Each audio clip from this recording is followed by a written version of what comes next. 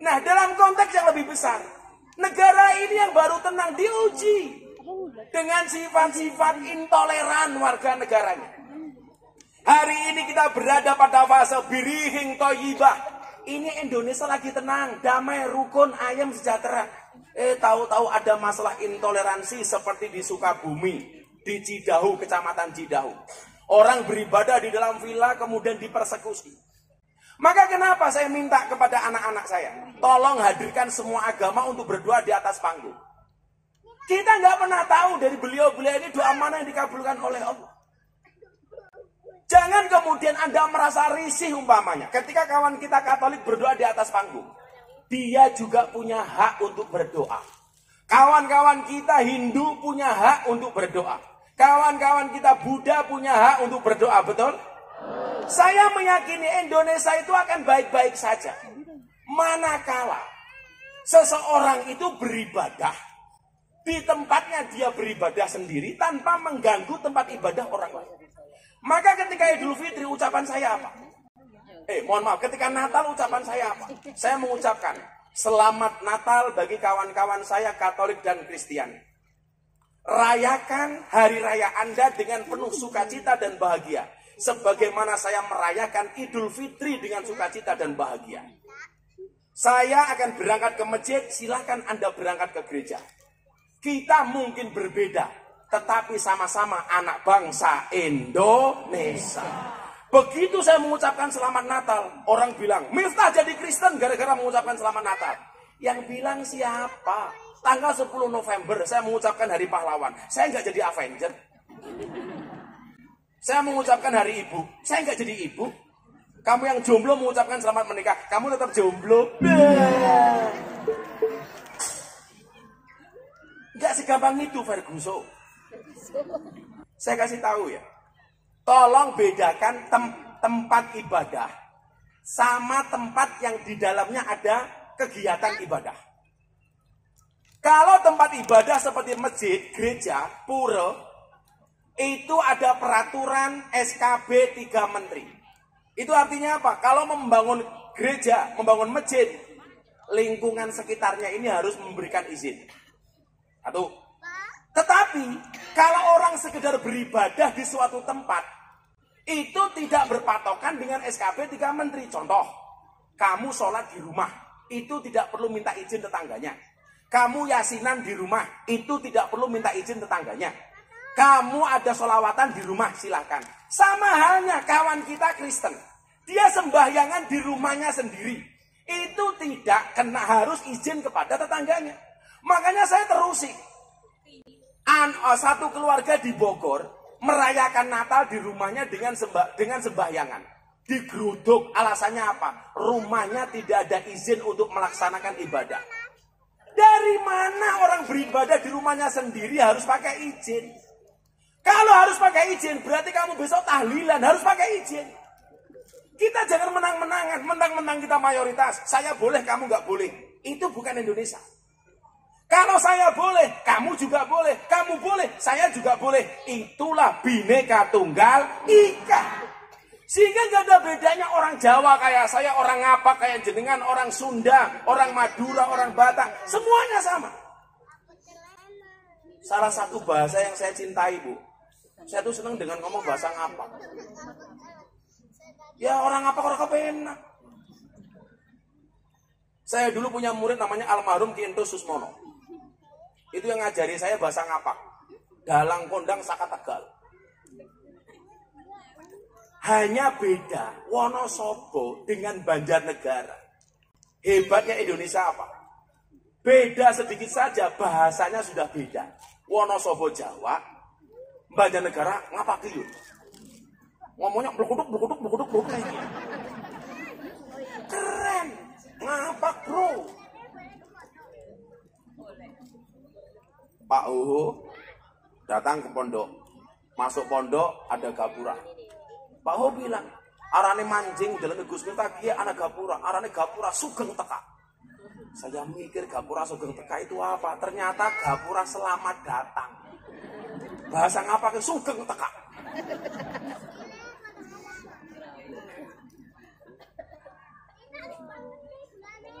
Saya dulu di rumahnya almarhum Kentos diundang ngaji. Pagi-pagi saya dibangunkan. Gus Kiek, isuk-isuk ngobori cocot. Lah indongnya mikir ya, apa kayak ngobori cocot? Ternyata udut. Kalau bahasa Kebumen ngomrongi congor, keprimen maning. Ini keindahan. Dari segi bahasa kita bisa beda. Dari segi suku kita bisa beda. Dari segi agama kita juga bisa beda. Nah, dalam konteks Pancasila, semuanya punya hak yang sama. Yang Muslim silakan berangkat ke masjid tanpa diganggu. Yang Kristen Katolik silakan berangkat ke gereja tanpa diganggu. Yang Hindu silakan berangkat ke pura tanpa harus diganggu. Tanpa harus intervensi kepada ibadah agamanya orang lain. Lucunya apa? Kita itu nggak taat dengan agamanya sendiri. Kadang-kadang justru intervensi dengan agamanya orang lain. Wes ra tau sholat, ra tau ning masjid, anak mau ke gereja kok kemudian kita susah. Makanya coba sekali-kali Anda main ke pondok saya. Bulan depan kebetulan ulang tahun pondok saya. Tanggal 2 saya mujahadah. Vokalis hadroh top-top semuanya tak undang. Bersama Mas Gibran Wakil Presiden. Tanggal 3 pagi saya jalan sehat. Saya kasih hadiah 5 motor baru. Tanggal 4 saya ada event anak CB, anak King, anak Vespa. Saya mau acara. Ada Mas Charlie dan lain-lain. Tanggal 5 puncak acaranya. Saya bikin konser seperti ini di lapangan yang di sampingnya ada gereja Katolik.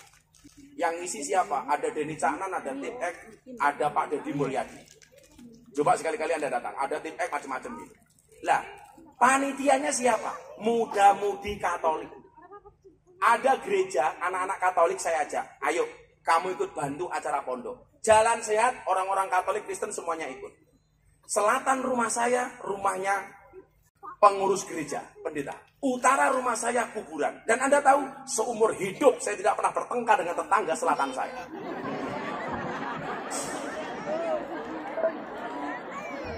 Ngomong kuburan. Lah ini Indonesia baik-baik saja. Kita terkoyak dengan apa? Sudah punya IMB mau bangun gereja di Depok, di demo. Kalau nggak punya IMB, boleh kita protes. Ini punya IMB. Itu tidak boleh terjadi di Banjarnegara. Artinya apa yang saya inginkan cuma satu.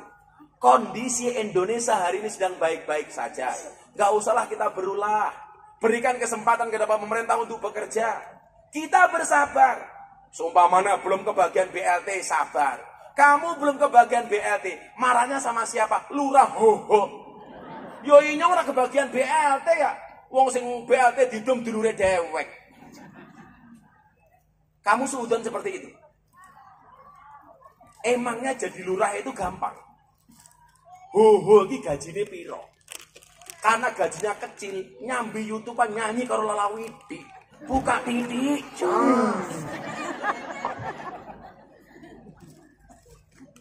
Tapi ya lurah paling gleleng se-Indonesia kayaknya lurah Purwasaba ya. Wis gayane ditiru, lagune ditiru. Hah? Tatoan. Dulu dia dibully soal tato. Yang belain saya.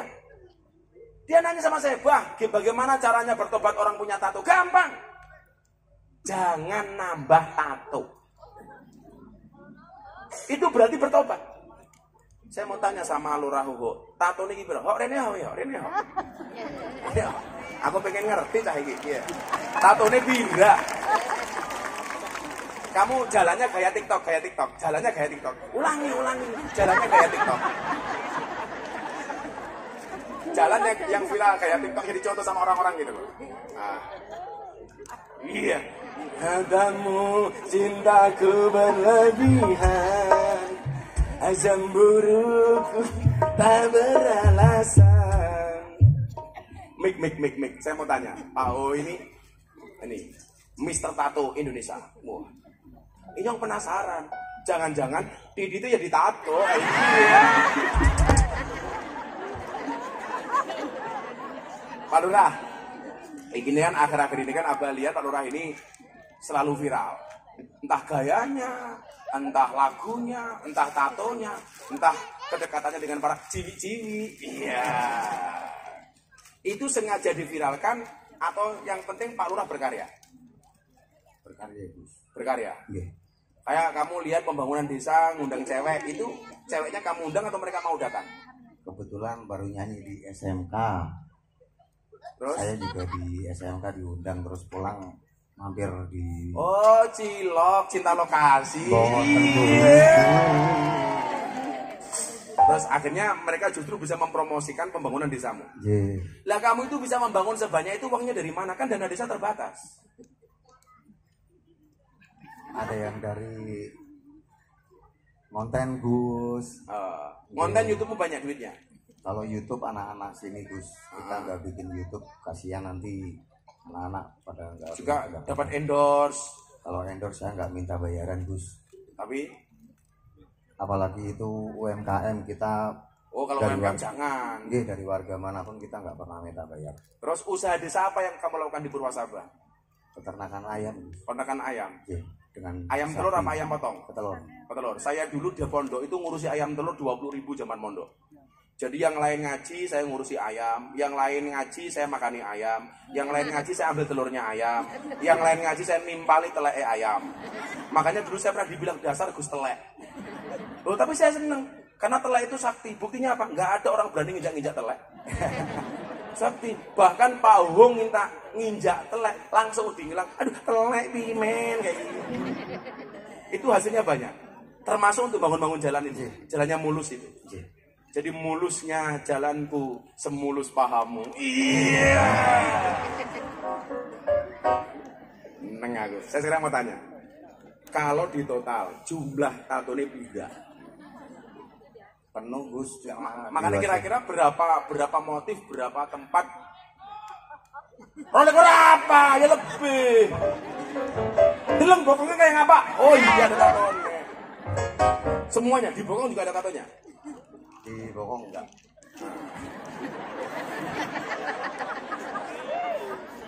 Terus di kalau paha ada. Lengan ada. Dada ada. Penuh. Dada penuh. Itu kalau di total ada 50-an mungkin ya, 50 kasih. Oh lebih, Rolex Perimen 50 lebih. Rolex setengah maksudnya guys, cangkemeh. Yang paling menjadi favoritnya Pak Ho tato apa? Kok tato cecek matane? Anak jamaah nyong wadon, dadane ditato cecek. Begitu meteng, kan badannya melar ya, jadi boyo kayak gini.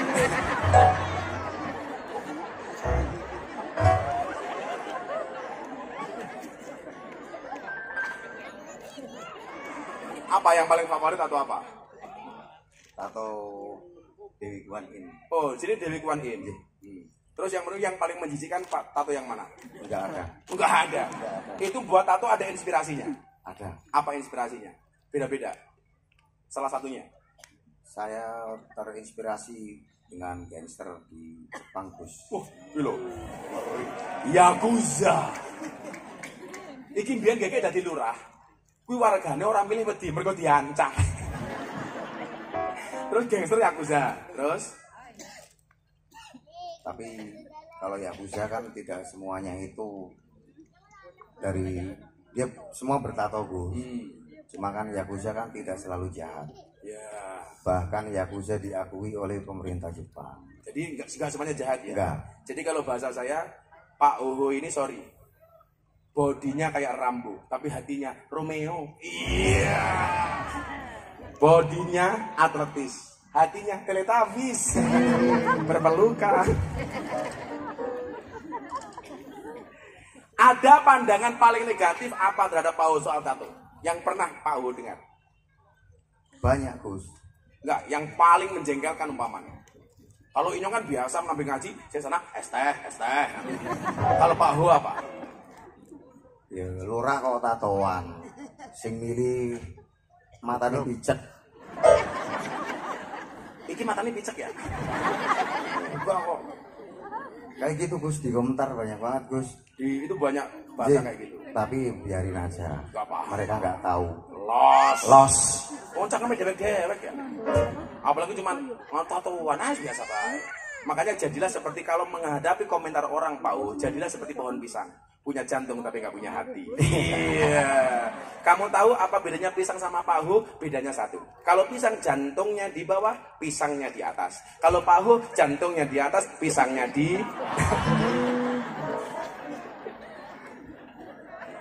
Apa yang mau disampaikan ke masyarakat melalui acara malam hari ini? Ayo, terakhir. Assalamualaikum warahmatullahi wabarakatuh. Waalaikumsalam. Yang saya hormati dan saya cintai seluruh masyarakat Desa Purwasaba dan seluruh jamaah yang hadir pada malam hari ini, serta seluruh pejabat dari Forkompinda, Forkompinca, Polres, Kodim yang saya hormati. Saya hanya akan menyampaikan pesan Gus kepada warga saya, khususnya Purwasaba. Mudah-mudahan jenengan semua terhindar dari orang-orang yang zalim, dari orang-orang yang jahat, dan jenengan semua saya harap mempunyai hati dan pikiran yang baik terhadap semua orang. Nggih.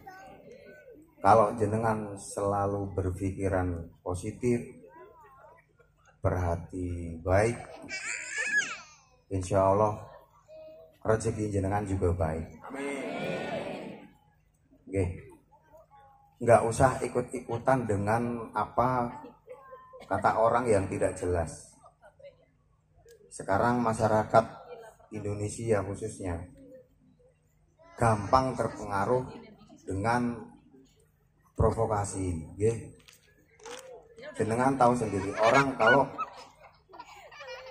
menjalankan sesuatu itu dengan hati nurani, dengan akal sehat, insya Allah jenengan gak bakalan ikut-ikutan dengan orang-orang seperti itu. Tanggane tuku kulkas panas, ya. Kan kalungan kulkas ya. Kalungan kulkas AC. Tanggane tuku mobil utang, jangan kayak gitu ya. Utang ya biarin, kan mereka yang nyarutang. Bener jadi mulai sekarang saya berharap kepada masyarakat Purwasaba, dan kalau bisa ini semuanya yang hadir dari manapun, mulai sekarang, besok, dan selamanya itu hati nurani dan pikiran itu digunakan. Jangan gampang ikut-ikutan arus orang-orang yang tidak benar. Jenengan nanti ikut nanggung resiko dong.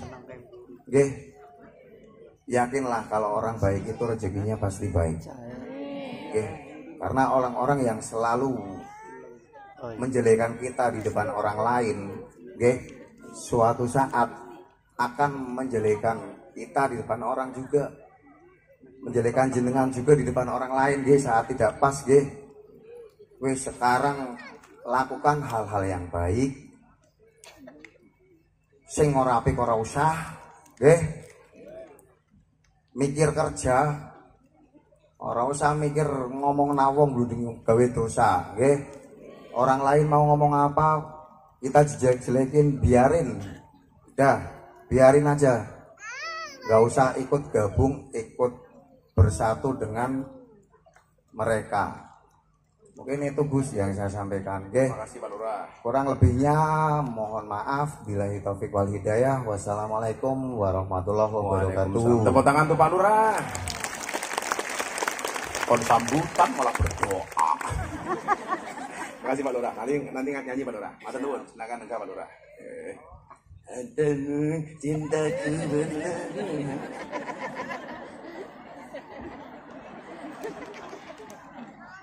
Alah, dulur Lurah kok lucu temen ya.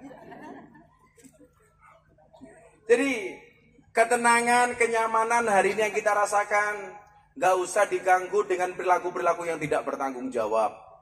Kita itu kadang-kadang punya masalah bukan disebabkan oleh orang lain, tapi karena diri kita sendiri. Hidupnya sudah nyaman, sudah punya motor, pengen naik mobil, utang pinjol. Pinjol nggak terima, judol. Akhirnya apa? Selalu saja kita membanding-bandingkan gaya hidup kita dengan gaya hidup orang lain. Nggak perlu. Tadi dibilang Pak Uhu, tetangganya beli mobil, kita ikut-ikutan naik mobil, ambulan. Tetangganya beli rumah, kita juga masuk rumah sakit. Tetangganya beli tanah, kita juga beli tanah, kuburan. Ya modal.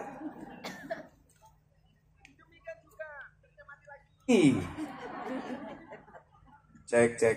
Demikian juga kalau kita berpunya ya biasa-biasa saja. Dirasani orang itu biasa. Kan saya selalu bilang, apa bedanya tinggal di desa sama tinggal di kota? Bedanya satu. Kalau tinggal di kota harus kandel dompetnya, tinggal di Purwasaba harus kandel kupingnya. Ya, wong kampung, wong desa ya. Sing nglakoni adem ayem, sing nyawang kakean. Cangkem. Sing kakean cangkem biasane jilbabe ireng.